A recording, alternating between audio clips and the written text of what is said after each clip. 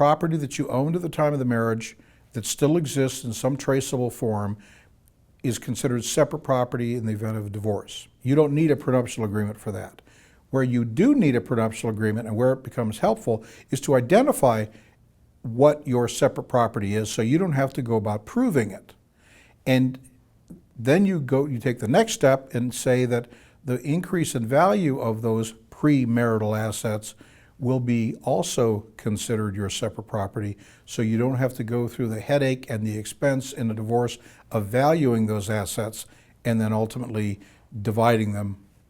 in an equitable distribution some way.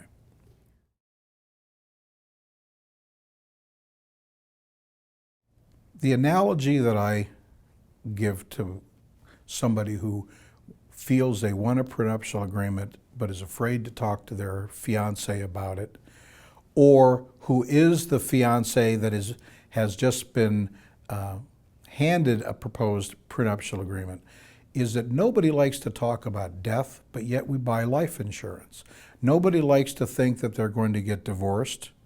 whereas 50% of the people who get married are going to get divorced.